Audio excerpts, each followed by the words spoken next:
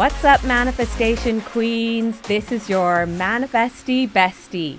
And you know what? The universe loves when we help each other out. So you've got to help a gal out. If you like my vibe, then please subscribe, rate, and review. But I'm not going to ask you to do this for nothing. No, I'm not. When you subscribe, you are going to do it manifestation style. You're going to subscribe and say, I am subscribing to my best life. And when you hit the 5 stars, say to yourself, 5-star life for me, because no manifestation queen wants a 4-star life.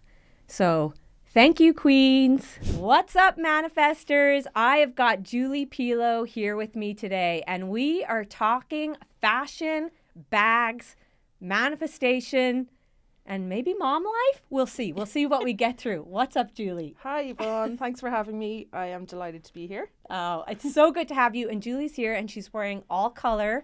And we all know I am truly into the color vibes. So let's get started. Are you a manifester, Julie? I am relatively new to it, I'd say. Or maybe I've been doing it all my life and didn't really know. Maybe it was subconsciously. I was kind of always manifesting. Like I've always gone after big goals, I guess, big ambitions. I'm shy in one way, but then I'm really not shy. Like I put myself into uncomfortable situations. I moved abroad when I was 23 to Milan with no Italian.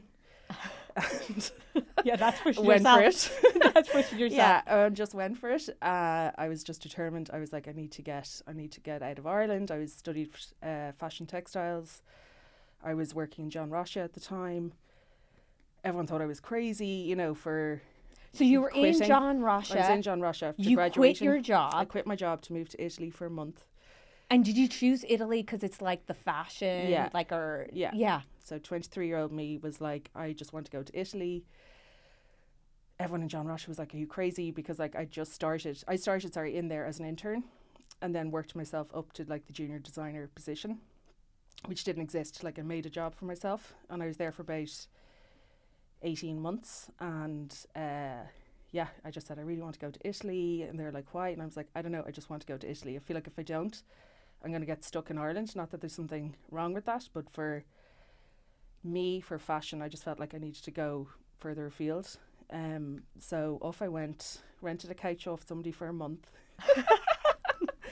with no Italian. Knew a few people over there though that had gone ahead of me from NCAD. Any job lined up? No job lined up. So you're quit. Like I think a lot of people find this really challenging, right? They're like, okay, I don't want to do my job. I want to quit my job and I want to go off. But like the majority of people will say to you, are you nuts? Like, this is insane. Yeah. You've got, and like John Rocha, like it's not like it's, that's a pretty well-known name and a good person to work for and get experience from. It was, and it was brilliant and I loved it. And I'm still friends with some of the people from the team there, like 20 plus years on. But I was like, I just had it in me. I don't know, it was in my gut. I was like, I need to go to Italy. Moved over, walked around with my CV, like literally knocking on Prada's door, knocking on Dolce & Gabbana, like, because this is what you had to do, because it was kind of this would have been 2003. So this was like really the internet. Like you had to go to an internet cafe if you wanted to go to the internet, to like print out your CV so and you're stuff. Walking around, knocking on doors, like literally getting buses, like going, like handing in your CV to Prada, handing in your CV to all these places. And then I got a job in a trend forecasting studio in Como, which was brilliant. In a what? Trend forecasting. What's that? So it's like where you create like they make these big books of like textiles, forecasting colours, forecasting textures and textiles.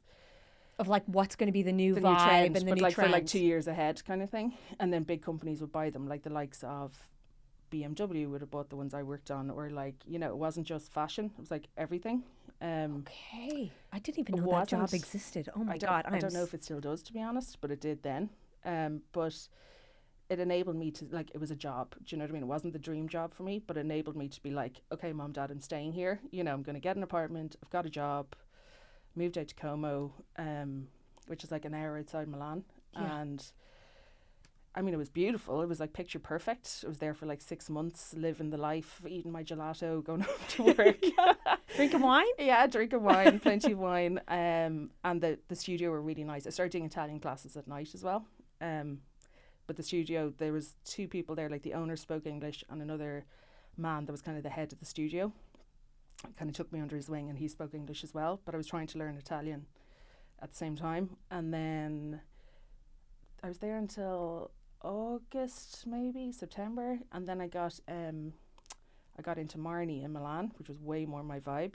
I got an introduction there. I met the creative director. Marni? Marni is a big fashion company. Okay. And this, just guys, so you know, Yvonne, the clueless person, doesn't not know much about fashion and beauty, so I need to be schooled. So Marni is like Prada. It's like the equivalent to Prada. Okay. All my friends are going to make fun of me when they hear but this it's podcast. but like at the time, it wouldn't have been that well known out of fashion circles. But it's very premium. It's very luxury. Okay. But their vibe is very colour, textiles. My background is textiles, so I did weaving in college. I had done all these woven pieces when I worked for John Rocha, so they were a big part of my portfolio. So they adored this. This was like right up their alley. The owner of Marni, when I met her, and the creative director, and they were like, they just wanted me because that's just totally their. When you have a look at Marni, it'll make sense. It's totally their style. So I got in there, started working with her, who's the creative director, and then she oversaw everything, like the colour choices, the accessories, the bags, the shoes, everything that I love. But like, I had no idea I wanted to be a bag designer kind of again. I feel like all these things kind of brought me to this point. I did my thesis on bag designers in college. When I went to Marni, there's a bag factory on site. So I started working with all the, all the craftsmen in the factory across the road. And I really got to see how, where the accessories really came into play for me. Because I got to see how accessories in a fashion company are the kind of connection between everything. If that makes sense. It was like the colour that was in the top, we'd pull out, and it might be like, you know, the laces on a shoe, or it might be a belt, or it might be, you know, we incorporated like the shape of we might take this out and make it into a resin piece, which might become jewellery, you know. So you're taking fashion pieces and like connecting the dots with different so accessory things. kind of pulled together all the looks of the clothing. So that's kind of how that's really where the accessories really clicked for me in my head working in Marni. And Marni really exploded for costume jewellery. And that's when I was there. So it was myself and another girl, Beatrice. We were like the only 2 assistants to this creative director, Lutz. And we were really young, really eager, like loving it. Like we were in our element, like, but we were working our ass off. Like we were there from like 9 a.m. to like 10, 11, 12 at night. You know, 5 nights a week, no problem. But like we loved it because like we were young, and we'd go out afterwards, you know, drinking wine and dancing the night away, and get up 4 hours later and go back to work and do it again. Couldn't do that now, but we loved it. And that's, I guess maybe that's kind of manifesting. I don't know, but that was kind of determined. I was determined in a way. But all these things I do think it is manifesting, because a lot of people think that manifestation is magic, like, oh, I just want to work for Marni, I'm going to put that on my vision board. No, it's taking action. Like I was showing you earlier, step 6 is the action card in our manifestation box. And then, I'm sorry, but all these manifestors that are like, oh, you don't have to work hard. No, you got to hustle a little bit. I worked my ass off in law firms, which got me an absolutely dream job in my 20s. Now, fairness, I couldn't do that now with the 4 kids, but I do think if you put a little bit of work in, you will see 100%. The rewards, and also soak up that knowledge. You have to work your ass off. Like I did similarly, when people would ask me, you know, then I went on to work in Paris, and I went on to work in New York, and I went on to work in San Fran briefly before moving home to Ireland. How did you make that move from Marni? Where did you go next? We got headhunted because Marni kind of blew up at the time for accessories. So myself and Beatrice got poached as a team to move to Paris. To move to Paris for who? Galliano, John Galliano. To set up his accessory department, which was like, you know, again, we couldn't turn it down. We loved Marni, but it was like at the point when you're kind of in that, you know, kind of like any job, I guess, when you're in that, it's quite a small pool of people that are in these houses. So when headhunters are looking, everyone wanted to know who was doing the accessories in Marni, and it was myself and Beatrice with Lutz.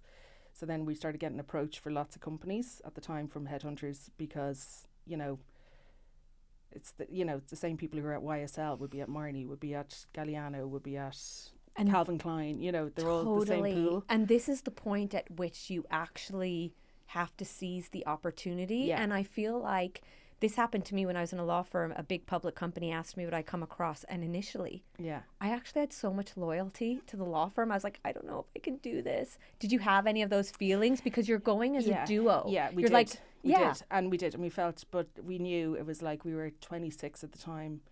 We were like, we have to go for this. Like Galliano, I had his book from fashion, you know, in my thing. I was like, I can't believe I'm going to meet this man, never mind working really closely with him on a really small team. Like it was like a dream, you know, like it was. Now you're going to learn French. At the same time we felt, but at the same time felt, of course we felt bad. And Lutz never spoke to us again, sadly. Oh, really? Yeah. Even though we went and spoke to her and, you know, we explained, but she never spoke to us again. Yeah, it's one of the lessons that I actually learned in business. Like, so I moved from a law firm and, you know, really good team. I really loved them. I wasn't sure. Fear kind of held me back, like, oh, I'm not sure I can do this job. But when I did move from the law firm in-house, I realized it is nothing personal. It's not personal. If it's not your business, you have got to do what is the best for you. And anybody, unfortunately, that doesn't speak to you again, they've got to get a little bit of a reality check. 100%. This is business and this is life. Yeah, and she was a lot older than us. Like, she was probably more my age, you know, at the time. And you're kind of like, it was a bit crazy, but I get it because we also did a lion's share of the work. You know, we learned so much from her. She's incredible. Like, she absolutely is insanely talented. She was also quite insane. So it was like, you know, it was, which obviously by the way she acted, you know, she kind of made that clear. But yeah, like you said, you can't pass up on these opportunities. And at the time we were talking to maybe 2 or 3 companies at the time, but that was the one, you know, we went for. We didn't just do it on a whim because we also had a great job. But it was brilliant. I mean, I couldn't believe. So I was you're in Paris now, eating croissants and drinking coffee and eating cheese. Yeah. What's happening there? So Paris was like, to me, it was like the best. I adored it. I loved Milan, but like Paris is like, I loved it. It was super creative team, much bigger than Marni. Like, as in the design team was bigger, even though it was tiny, but it was like maybe 15 people. Okay. But it was really fun. It was like going straight into like almost a college environment with like 15 friends, you know, kind of straight away. Like from like the menswear designers, ladies designers, us with the handbag designers. There's people doing embroidery, there's people doing printing, there's people, you know, it was just really, really creative. Like Galliano is so creative. The building is in a fire station in Paris. It was really cool kind of ethnic area where it's located. So it was just really wild and creative. Like, we could kind of do anything we wanted.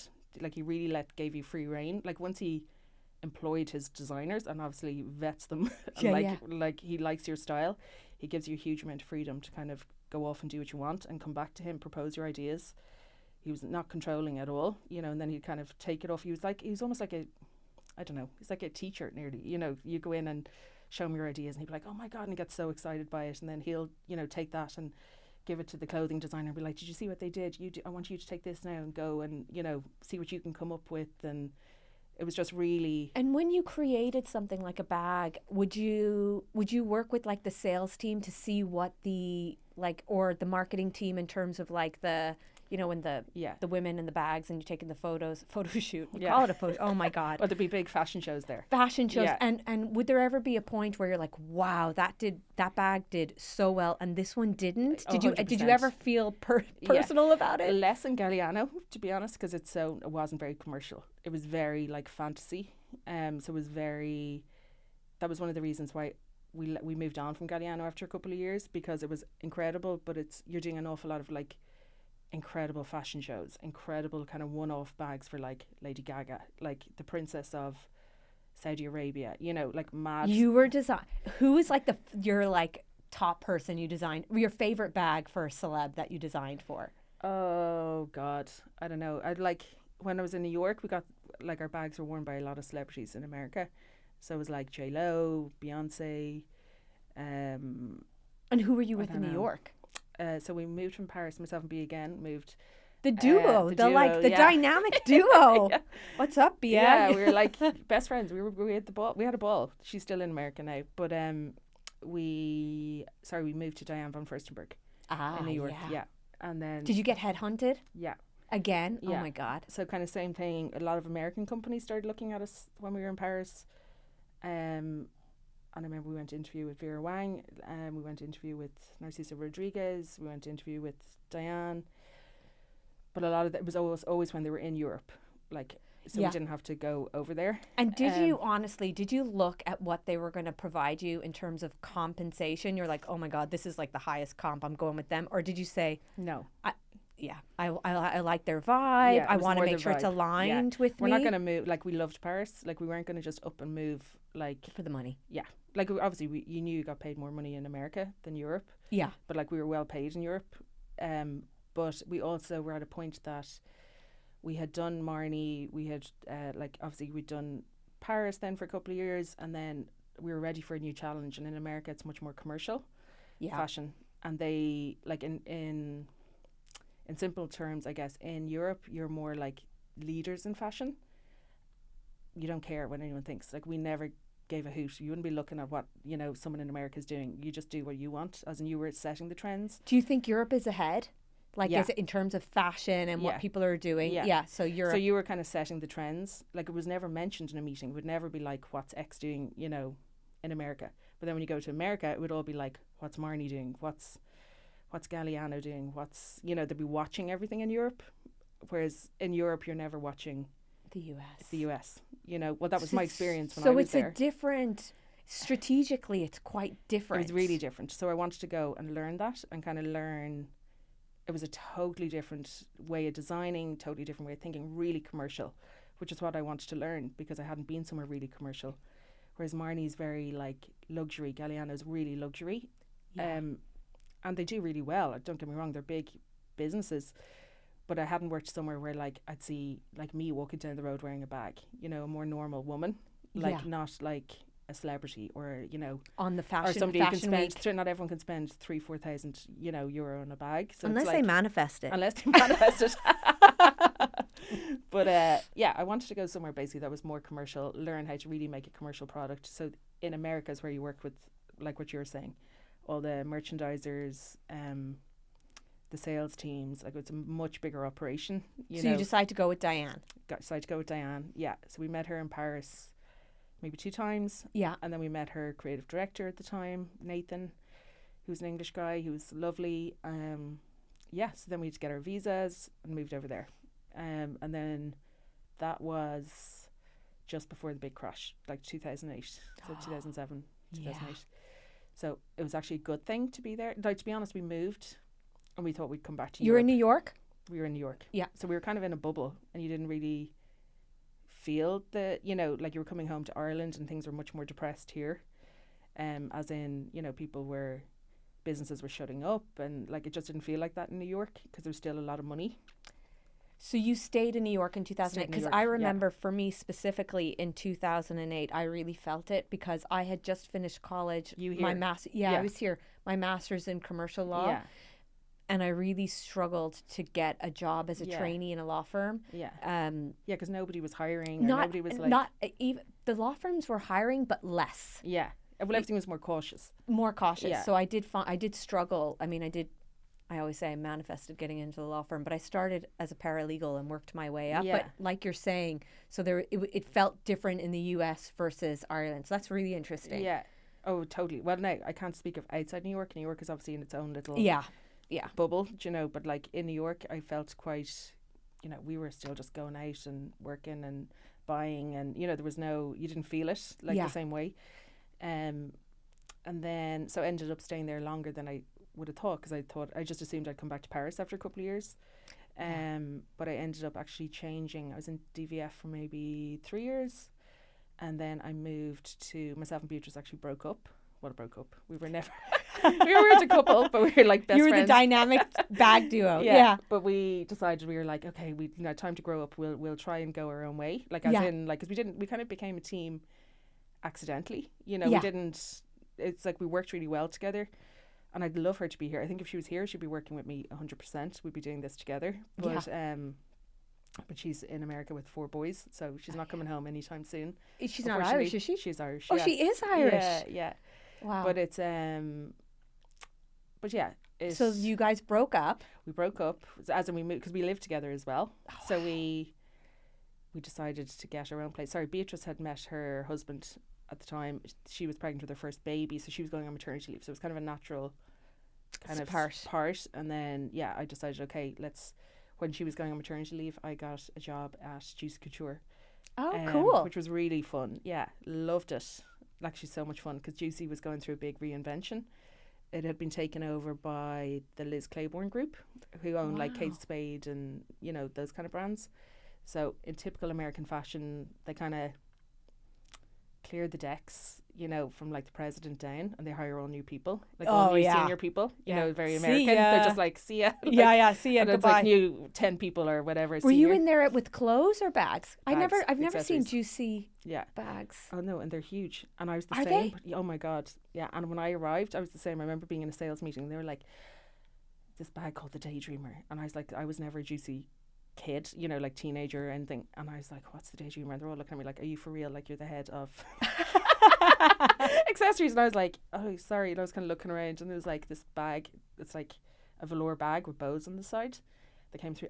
That thing would just sell like day. But it was a different target market, was it? Like when you're in Marni, when you're in Paris, totally like different. you're looking at like people who have a lot of money to spend. They're it's spending luxury. it. It's luxury. But when you go somewhere like, I think DVF is a little bit more affordable for the normal working more contemporary, woman. And then also Juicy, I feel like it's a little bit more affordable. Totally. But at the time when we were all bought in, Juicy had become quite chavvy. And they wanted to clean up the brand, basically. So it was like kind of like trying to grow her up, as in grow with the woman a little bit. So it had gone very young, and had just... By chavvy, do you mean like... I'm trying to figure out this. Do you mean like sweatpants and how just you... a bit knackery looking. Okay.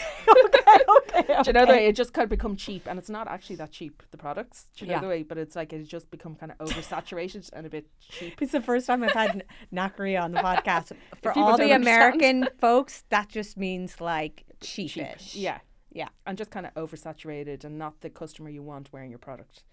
For the brand, it was brand damaging. Why did it? But why do you think a brand ended up that way? It's kind of like it's like when things become too mainstream and too popular, it's kind of like this fine line, and then it becomes, like Burberry went through it. Yeah. When it do was you also it's like you want all those sales, but then you don't want the right people wearing your stuff. So you've got to hit the right cost. But there's another problem with that. The other problem that I would see, maybe this doesn't come up, or maybe they don't talk about this over there, but is if you've got a certain price point that's kind of affordable for the normal person, right? But maybe just a little bit expensive, like a Juicy. If you're wearing a fake, people still think that it's real. Totally. And that probably could be another problem with your brand. Exactly. So if you become knocked off, or like, I don't know. So if you have a fake... Like if you're going around and you're like 15, right, and you have a Louis Vuitton bag and you're in Ireland, it's very likely that we're going to look at you and be like, that has to be a fake. Yeah. Like I'm not that I judge people, but I'm just saying it's just that if you've got a brand that's at a certain price point, that's kind of affordable, but maybe a little bit. It's also it's a kind of when someone's kind of aspiring to be in something. So Juicy was very kind of aspirational, maybe, for... Did you ever talk about being like the fakes? Was it ever talked about in Milan, in Paris, in the US? Yeah, I remember for Diane it was a problem at one point. They were trying to figure out little kind of holographic, you know, tags on the inside that couldn't be copied, or just to show that things were real, you know, trying to figure out ways around proving that it was an authentic product as opposed to a copied product. You know, it's really hard. That's a really hard thing in fashion, because you can get knocked off really quickly. That happened to you, right? Yeah. Okay, we'll finish.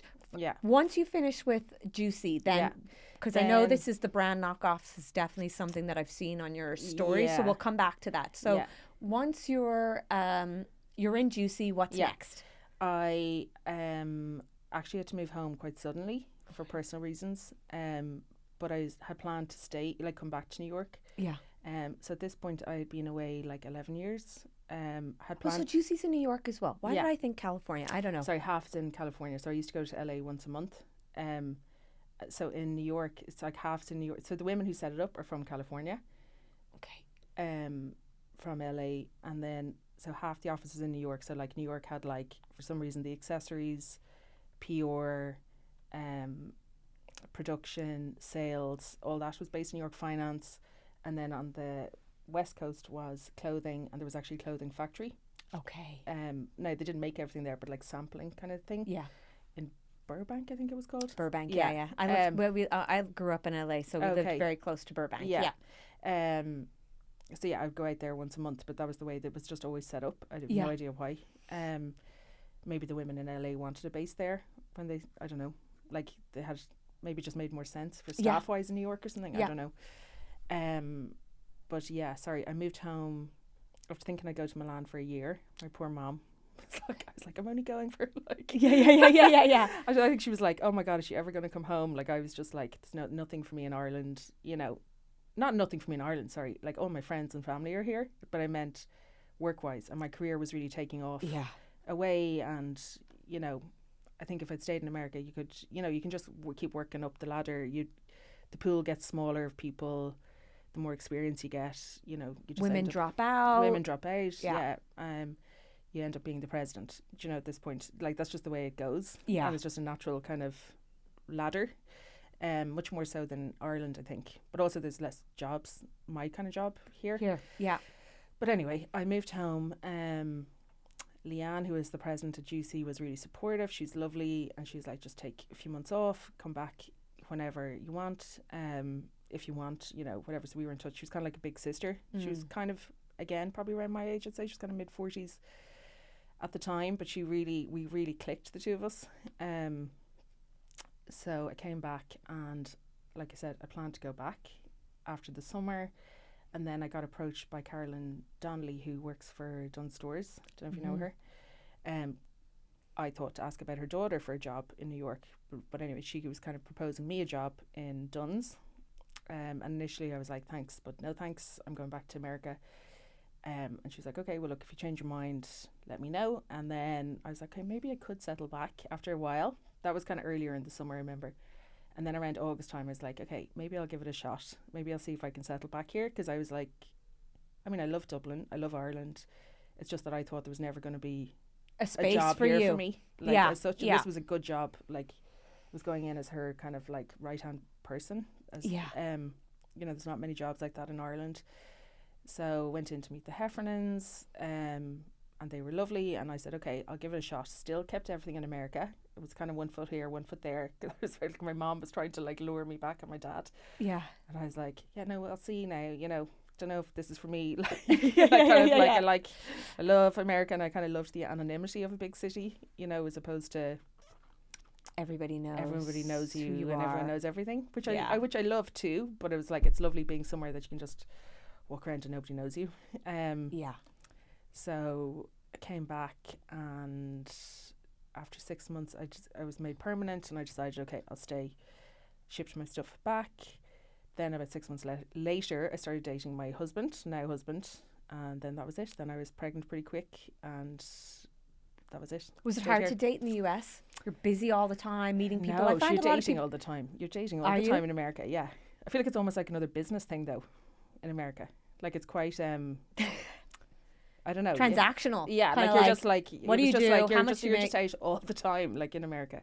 Like I had to really try in New York to be like, I remember in my head, like this sounds so ridiculous, But I remember being like, Tuesdays, I'm going to stay in on Tuesdays, like, and I'm going to cook. Because it's just like, you're just out all the time. Yeah, and also it's like, I know this from like growing up in LA. It was different because my mom and dad. My mom was a stay-at-home mom, so she cooked us all our Yeah. meals and stuff. But when my sister lives there now, and when I went back and forth over to my cousins, I found that like every meal you ate out. Yeah. You were out like they've got like They're so drive-through cheap. coffees. Yeah. Drive-through Like, coffees. You're constantly out. eating out Yeah. and eating Or out. you'd be coming home in a taxi and I'll be like, I'll just call takeaway because it takes 15 minutes and I can order from like 20 restaurants, any type of food you want. Do you know, they're Any really quick. type. Like everything is so on your easy and quick. Yeah. So it was a real thing for me to like say I'm going to stay in because I was out all the time. But you'd also be like up going to the gym at 5 a.m, and you'd also be traveling, and you'd be, you know, you're kind of doing Yeah. everything. Yeah. In New York, I feel like it's very full on. Yeah. So you're home, you're in Dunn's, Yeah. you've met your husband, you're pregnant. What happens next? So Sean, I should say, I've known Sean all my life. This is Sean's my husband. And we re-met on Tinder, which is so funny because we've known each other since we were 14. Oh my God. Yeah. So I feel like Sean and myself were basically why I left America is because I broke up with someone. Okay. A bad relationship. But I feel like the universe pulled me back to Ireland really violently Yeah. because I would never have come back, do you know, but I feel like I was meant to be with Sean. I feel like I was meant to be back here. Oh, I love this love story. Yeah, because Is he your soulmate? 100%. But it would never have happened. I had no intention of coming back here. Do you know what I mean? Only that this Rejection is redirection. Any change in Yeah. the path yeah, can pull you to something that's even greater 100%. if you let it. Yeah, If but you I was let like, it. I was never going to leave America. I was never going to leave my career. I was really career focused. Yeah. I always wanted to have children, do you Yeah. know, but I was very like career, family. But like myself and Sean would have met over the years at weddings, like with mutual friends that are really good friends of both of ours, you know. We've known each other all our lives, you know, but anytime I met him, I was going out with an American guy, or I was going out with somebody in Paris, or Yeah. he was going out with someone, you know, or like I was living away. We were never going to get together, you Yeah. know, like that way. So when I came back, everyone assumed it was our friends that set us up, but we actually re-met on Tinder, which is so funny. Yeah. And I think when we met and we reconnected, it was just instant. And we were like, this is just really easy. You know, the way it was like really easy. And there was no, having gone through like lots of serious relationships over the years and some absolute dickheads, Yeah. really. yeah. Like, Sean is just the most easygoing, sound person. Like, it was just unbelievably easy, like Yeah. from the get-go. Like, But he met you before you had your own business. yes. And at what point do you decide, hey, I'm doing PEELO? By the way, folks, PEELO is her last name. Is that your last name or his last name? My last name. Your last name. Yeah. And it's the name of your own brand. Yeah. So I guess I've always wanted to have my own thing. Yeah. Do you know, it's always been kind of circling in my head. It's always been something I've wanted to do. And I felt like after my third child, Megan, I was like, I just felt like this is the right time. I felt like something had to give between us. We both worked long hours for a family life, Yeah. you know, as well. So we obviously discussed it together, like me taking a step back, resigned from Dunn's, and then like I'm a bit of a workaholic as well. Like I can't do nothing. Do you know? Yeah. I kind of get itchy, even though I'm like, sometimes I'm like, what am I doing? Do you know, why am I doing this to myself? But I love working as well. So I started working on this probably when Megan was about 6 months old, I'd say. So when was this? What year was this? Let me think. She was born 2018, so 2019. Yeah. So just before COVID hit and all that. Yeah. So I went over in early 2019 to meet factories. No, end of 2019. Sorry. So you just made a decision. I'm going to do my Yeah. own bags. Yeah. I know how to do this I'm going to shit see if because I can I've got set this so up. much Yeah, experience. exactly. And I was kind of like, I've done this for years.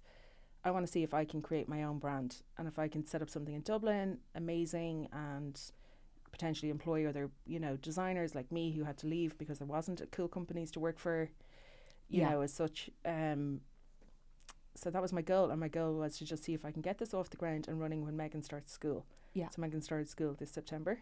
And I have got it up and going off the ground. But now it's like the next step.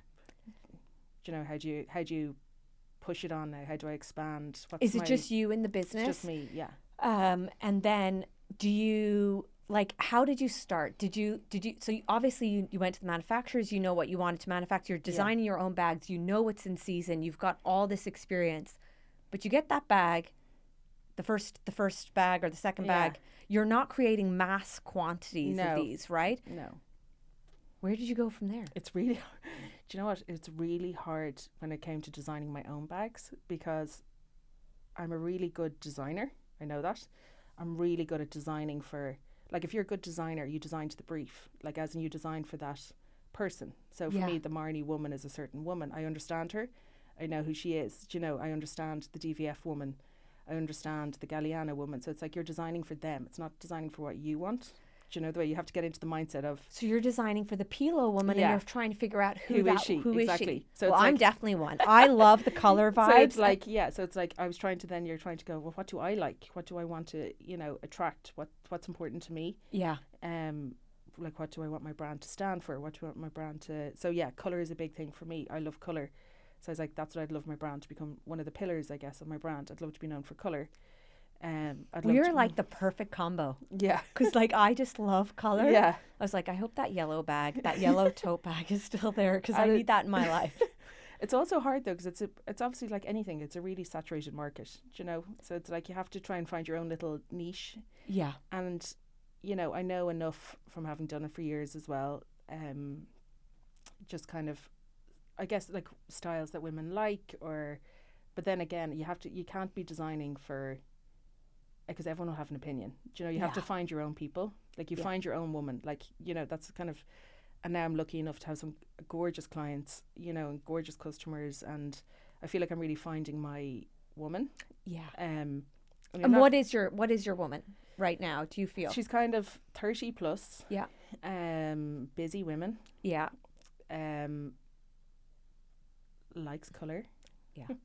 Appreciates quality. Will spend a bit of money on something for themselves, but it's not, my bags, I purposely wanted to make them affordable luxury. Yeah. They're not off the wall price points. They're $170 to $295. They're all made in Europe. Like, they're really good quality. Yeah. But I want them to be something that people will wear every day. I didn't want them to be really precious. Not that there's anything wrong with that, but that wasn't the style vibe I'm going for. I want them to be worn. I want them to be useful, and like help you feel a bit pulled together on a day where you're really busy, like coming here, you just bung everything in your bag and off you go, but you kind of have a little statement with a nice little shape or a pop of colour. I have the best idea. What? You have got to help me make a manifest bag. Everybody loves the crossbody one. A crossbody bag. Yeah. So when I launched, I did 6 styles. So like that, I did like a smaller crossbody for the woman who likes that. I did one with the zip. I did one with the bigger. I did a little clutch. I did a wallet, and I can't remember, something else. But the thing is that like a lot of people say to me like your bag, it's clear, it's a handbag, right? Yeah. With my product, it's like, oh, how do I use this or whatever. So it's very clear. So, but they're also not, they're expensive to make, right? Because you're making them really good quality. Yeah. So you can't do this massive like PR drop. Oh, I'm going to send it to 100 people that I think would like my bag. Yeah. So how do you build up that name kind of? So when I started, exactly. It's all been such a learning. Do you know the way? Because it's like you said, it's only me like doing it all. Like, 'cause it's me packing the orders. Like, now I've moved to a warehouse, so that's new. Do you know, that's only very recent. Like, it was me at home packing the orders. It's me doing. But my now Instagram, they're in a warehouse. They're in a warehouse being packed out. Yeah. And do you feel like, are you? No, because it's a family connection. So okay, I feel so that's good. Yeah. So I feel a bit more like I have a little bit more of. And you control. make a limited quantity. Is that right? You don't want them to be like everybody to have. No. Okay. But they, and the factory I have are gorgeous. The factory are in Portugal. They're really align with my values. They're small. They can make my small quantities as well. That was a big thing. I did meet bigger factories, but like, you're paying for the fancy factory and they want big minimums. Yeah. And you're like, I can't do that. and I don't want that. Maybe Yeah. you don't want that for your bag. But it's Yeah. also like just financially as well. You couldn't be, they're expensive. Yeah, and is this fully backed by you and your husband? Yeah. Like you don't have any investment, you haven't gone out for No, investment or anything no. like that. But Okay. it's so it's just been kind of bootstrapping. Yeah. And just trying to grow it to a point. But it's sorry, what was your question there, Yvonne? You did ask me something. I've forgotten now. When you can't just drop it to Oh, like the PR loads of things. PR. How did I do it? Yeah.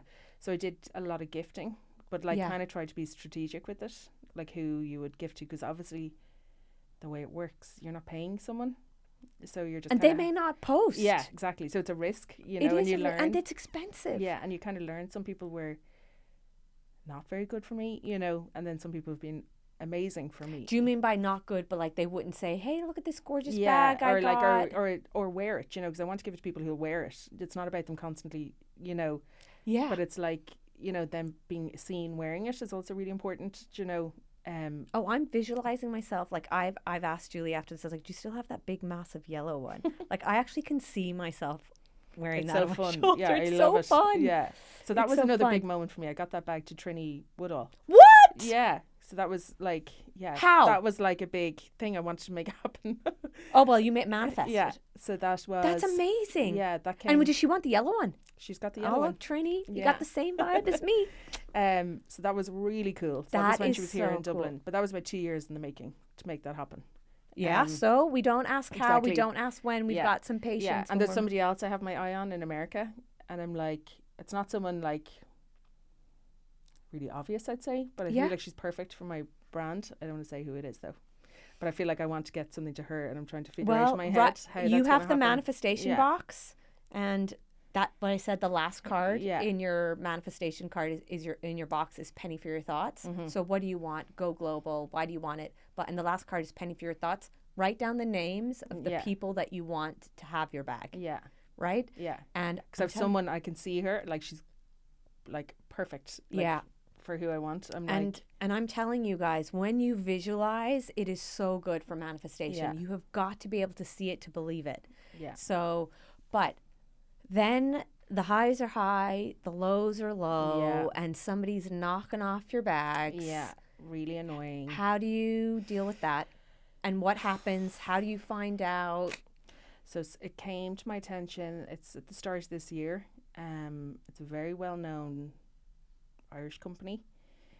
I'm not going to say, I can't say obviously who it is. I'm taking some advice. I'm going to get some advice. I'm actually going to speak to someone next week Okay. on it. I'm a Because I'm lawyer, in two but minds. I'm I feel a bit like there's one part of me that's like I'm very easygoing. Are they as putting well. the name on it though? Are they putting No, but it's very inspired by, like you can say, like the shape and everything and the colour, which is really hard. You're an Irish brand. Like I purposely, like I said, I made them my it's your unique baby selling point. Do you know what I mean? Yeah. And I tried to keep going for that, and I've really repurposely recoloured certain shapes to become known for it, because it's very hard to stand out for something. Do you know the Yeah. way? And you're like, that's been a very thought out move on my part. Yeah. So for someone to just kind of swoop in and be like, that's cool, and then just start knocking it off, like, it's just a really shitty thing to do, to be honest. And It's there's part of me that's hard. kind of like, whatever, like, like. One part of me thinks like if somebody's copying your brand, it just goes to show how amazing it is, right? So Yeah. there's a part of you that says like, I'm obviously doing something 100%, right. yeah. Because if they're not copying you, Yeah. like there's fake Louis or fake Yeah, Prada yeah. or fake Gucci. But it's the fact that it's an Irish company too, Yeah. and it's like, it's somebody I'd actually thought of before, being like, we could do a collab together. Like that could be kind of cool. Like they're predominantly clothing. Would you reach out to them like and say, hey? I don't know. I feel really kind of ick about the whole thing. I didn't, to be honest. Like I said, I'm fairly easygoing. I'm too busy with my family life and my kids, and like I've had other personal stuff going on. My dad hasn't been well this year. That you're kind of like, oh, whatever. And this all kind of started in maybe February initially. And how it happened was I noticed it on Instagram, didn't say anything. My husband, who's not an Instagram person at all, like, when he said it to me, he saw it. Like, he's on Instagram, but like he saw it and he was like, oh my God, like they look really like your bags, And then another designer contacted me who I really respect. She said it to me and she was like, she left me a voice note. She didn't say the name and she was like, I presume you've seen it, I'm really disappointed that they do that. And especially when it's Irish. Yeah. Because like we're such a small community. Yeah. That it's just a real low, shitty vibe. Especially for someone that's really trying to get their brand off the ground. Yeah. So I don't know what to do, to be honest. I'm still kind of... So but then basically they've come out with another new collection. Again, very inspired, same shapes, new colours, blah. And I'm just like, now I just feel like for winter they're going to come out with metallics or a version of. And, I just feel like it just feels very bullying as well. Because I feel like they feel like they don't want you to say something. They're very well known. So it's like, it's a bit kind of intimidating, to kind of maybe but you know what, you're smart, confident, you know your shit. I think you need to you know what I say a lot, the universe throws you challenges, and this might be one of those challenges where you have to say, do you let it lie, or do you let it go, or do you take action and stand up for yourself? Exactly. And it's a hard one to figure out. I'm kind of... Go with your gut. Always go with your gut feeling. And I feel like sometimes when people are bringing it to your attention, it's a little bit of a whisper from the universe saying, you need to sort this shit out. Yeah.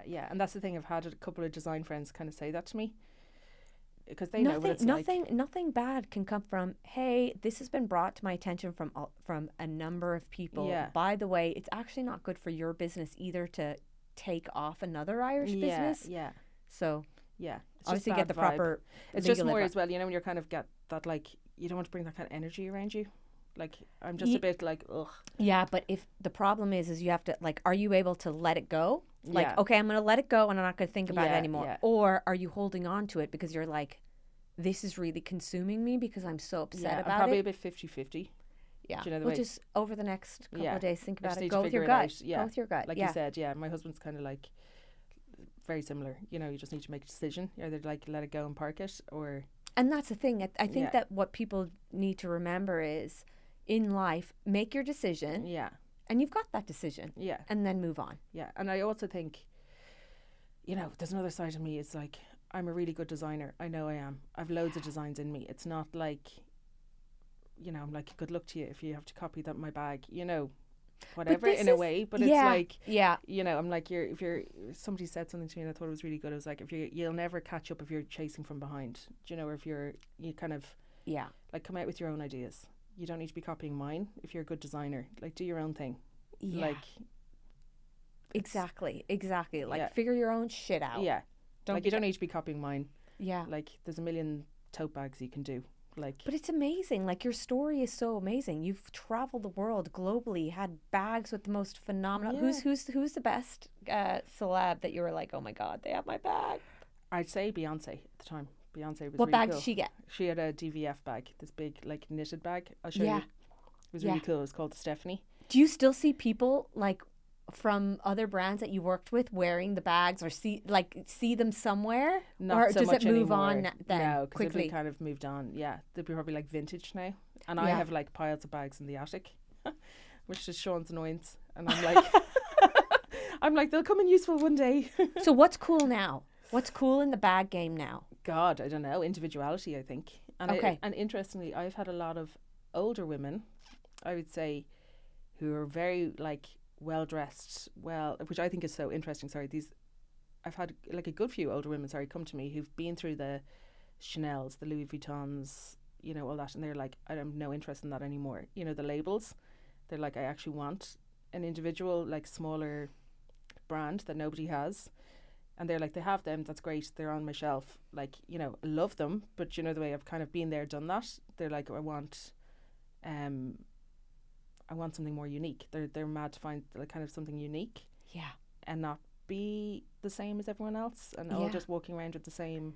And it's very individual bag as well. Yeah. So I go between two types. I either love the big, massive bag, so like a massive bag, or I want not necessarily a crossbody, but it's like almost like a bum bag. Yeah. But you wear it across your body. Yeah. So those are like my two. I'm either like in. You want to be hands free.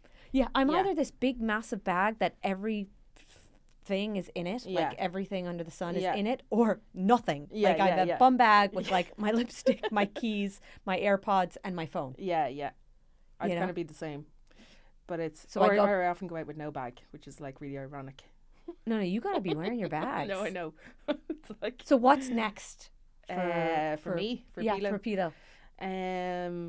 Well, like I said, that woman in America. Yeah. I hope. But I know, like, it could take a couple of years. I am trying to target cruise ships because I think that would be really interesting for my business, because it's kind of travel. My bags are really good for travel. Yeah. The color element, I just feel like they'd be good fit. So I've kind of been working on that a little bit, and I really want to make that happen. A big thing was getting the stock out.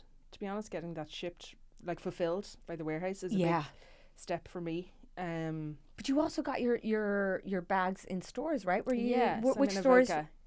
I'm in 5 Avoca stores. How did you get in there? So I did Showcase Ireland. Have you heard of that? No. It's like a trade fair in January. Sorry, let me think. A showcase is, it's an Irish trade fair. It's held in January. I did it 2 years ago or 3 years ago. I met the Avoca buyers at that. So it's kind of an international fair, but it's a lot of Hey Diddly Eye products. It's in Ireland? Yeah, it's in Ireland in the RDS. I shouldn't say Hey Diddly Eye, but a lot of like... It could be anything. It could be anything, but there's So a lot of like anybody people with- exporting to America. I thought it'd be a contact into America, not for my type of product. It was more if you're making Aran sweaters, or, you know, the buyers that were coming from America wanted that kind of product. Yeah. But for me, I connected with the Avoca buyers, which was amazing. Had a really good conversation with them, and then they followed up about 6 months later and asked if they could place an order, and I went and met them, went out to their office. And at this point, I'm just wondering, like, do you know, like, okay, so what do I charge here? Like, what percentage do they get? Or did they lay it out for you and were like, this is No, what... we went over and discussed it. Yeah, so I went over, had that meeting with them. Yeah. And then I was delighted. I mean, Avoca is like a dream for me. I love Avoca. Yeah, me too. I I live there. Yeah. I saw Rod Same. Stewart in Avoca the other day. No, well, I didn't see him, right? I'm in Avoca, right? Which one? Ballsbridge. Okay. So I'm in Avoca. We need more stuff in there. Like, it's a really That's booky. more foodie kind of. It's more isn't foodie it? and books and stuff. But I'm in Avoca and I'm sitting down. I'm chatting to the person behind the counter. And then my husband comes. I see this woman with blonde hair, really tall, really glam. I'm like, I wonder who. She's really no glamorous. way. It's But your I'm not woman, thinking. Penny. Yeah, Penny. Anyway, I'm not thinking much. I'm sitting down and drinking my coffee, and my husband looks at me and he's like, "Geez, I thought what you would have went up to him and asked him, did he want to be on your podcast?" I'm like, "Who are you talking about?" They start to walk out the door. He's like, "That's Rod Stewart over there and Penny Lancaster, isn't it?" Yeah. And their son, I think, who's like literally 7 foot tall and the my most God. beautiful thing I've ever seen. He looks like a supermodel. But That's so funny. I think they might have a place in Dublin. Okay. Yeah. So anyway, yeah. They always look like good crack, I think. My mom, when I was growing up in LA, she used to blare Rod Yeah, Stewart I love Rod in Stewart. the house, Enya and Sinead O'Connor. Yeah, Those three. That's So gas. So Avoca is like a dream partnership for me. They've been amazing to work with. Okay. Because I feel like the brand. Sorry, I never wanted to go into stores as such. But I couldn't say no to Avoca, and it's a good partnership because, for me, I'd never had to worry that the product was merchandised badly. Like, you go in there, it's always nicely displayed. They always mix it in with lovely, you know, homeware and a rug and you're thinking about your brand. exactly. So it's more like brand building, and Yeah. it's like a lot of like people can see, you know, when people ask where can they see them, at least I can direct them there and say like they don't have the whole range, they have what they buy, but at least you can go see the quality, or you can touch them or try them on, or because I get not everyone wants to buy them online. So that's been really good, and yeah, I've been there now. It must be 2.5 years, 2 years. So the new summer collection just went in. So lovely metallics and golds and silvers. And that's another thing. Like, it's a pressure because you've got to make a certain amount of sales in there. Yeah. It's the perfect alignment. Yeah. So you have to think about that. It is the perfect alignment with your brand, but it's still a pressure. Yeah. You know, yeah, of it making is. sure that the bags sell in there. You want and- them to sell. Yeah, you want them to but they do sell, which is Yeah. good. You know, otherwise they wouldn't be rebuying them. They wouldn't be rebuying them. Any and- other stores you see they don't ask for exclusivity, do they? No. Oh, that's good. No. Anywhere else that you No, see I did them? Arnott's at Christmas. Yeah. I did think Arnott's, for me, I did Brian Thomas before. I did the pop-up create. Yeah. Oh, yeah. How did you get that? That was, you get asked for an interview. Okay. And then they make a selection of people. Yeah. So I didn't go for it this year, but I did do that 2 years ago. Did you find it good? It was really good. Yeah. Yeah, for like, again, brand building, brand exposure, press, all that. But there is that pressure too to sell. Yeah. And you're kind of like trying to get people in. And it's funny because you almost associate the bags and Brown Thomas. You're just thinking Louis Vuitton, Chanel, Gucci, and yeah, it was good for like you're in the Brown Thomas windows. It's very cool like to be a part of it. But this summer I was just like, no, I don't want that kind of over me for the summer because it's in summer for 6 weeks, and you're expected to go in and be there and all that. Yeah. So this summer I was just like, no, the kids are all of a certain age now. They're great fun. They're busy. They need me around. Yeah. So I kind of just didn't want that kind of taking over the summer yeah. in my head, if you know what I mean. I know we can't do everything, right? No, like we have to. And and that's my husband always says to me. Like every so often I'd have a meltdown. Haven't had one in a while, but like probably more at the beginning. I'd be getting frustrated. And he's like, you're only you, why are you you're putting so much pressure on yourself? He's like, you still have 3 small kids. Do you ever wonder, what the fuck am I doing? 100%. On days like that, what do? Do you go into your app, your superhuman app? Do you put me in your ears, Julie? Do you put me in your ears? I'm putting on Yvonne tracking. No, I don't know why. Manifest anything. I don't know what it is. It's just this drive in me. Yeah. I can't stop. Yeah, I don't know. Like it's like built I in. can't. Yeah, I can't just stop. What are you manifesting right now? Yeah. Expansion. Yeah. Expansion. I really want to grow my brand. I'm at a point now that it's either like this has to ramp up and properly make a living. Yeah. Or it's kind of like, what am I doing? It's like it's as great as it is. I'm not just doing it as a vanity project either. I want to make a living from this. Yeah. And I want to start employing people, and I don't have the goals to be like 100 people or anything crazy, but I would like to. I'd love to be able to delegate to someone else to do marketing or sales. I can't do it all. Yeah. So and I think that's the fine line with the small business. It's like you want to grow, you want to expand, but like you're one person with one budget. Yeah. You need the and you just need the manpower. I'd love to. Would you ever think of getting investment? Like getting a little bit of investment and then being able to me. Does it? Yeah. I don't know why it just terrifies me. I don't but even it know where will, to begin. if you got that investment and you got the right investor, it would allow you to grow. Yeah. Your story is insane. Yeah. Like you have worked with the best of the best globally. Your bags are clearly made by the person that's making the bags and accessories in Marni and DVF. I know, and that's what I'm trying to always convey that without sounding like a dickhead. Oh no, you've got hey, hold on a second. Julie, you know what I say to myself? What would an American say? I know, you lived in the States. That is so true. You lived in the States. I know we have to wrap this up, but I'll tell you one quick funny story. Yeah. When we went to America in DVF, and it's so true. It's so European to be like, it's just like France. They're all way too cool for school. The designers. Yeah. They would not boast about anything, and just act like don't give a shit, smoking the fags. Yeah. And then we went to America, and the first day we were in a circle in the studio, and they were like, everyone introduce themselves. Beatrice and Julie have arrived from Paris, blah, blah, blah. Girls, tell us something about yourself. And we literally went, hi, I'm Julie, I'm Beatrice. We were in Galliano for a couple of years, and now we're here. Lovely to meet you. Like, really, nothing. And then it went to the first girl in the office, and oh my God, we were stood there and we were like, she gave you her lifetime achievements. Her lifetime story, and she bought buttons. I'm not joking you, she bought buttons. And she literally talked about them like they were the most, she knew everything about buttons that was, you could know. And like, we were like, oh my God, we just made it sound like we did absolutely nothing. I know. We're not good at talking ourselves up. Yeah, and you know what, Julie, I knew a little bit about you. I didn't know too much. Mm-hmm. I did not know all of the stuff you told me today. Yeah. You have got to shout it from the rooftops. I know. Your brand can go absolutely global. It can be huge.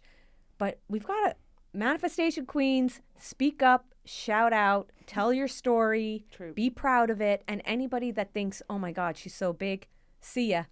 Yeah. See ya, because like, who cares? Yeah, true. So great to have you on. You too. Sorry, thanks for having me. You You too. too. Thanks for I'm on having your me. podcast.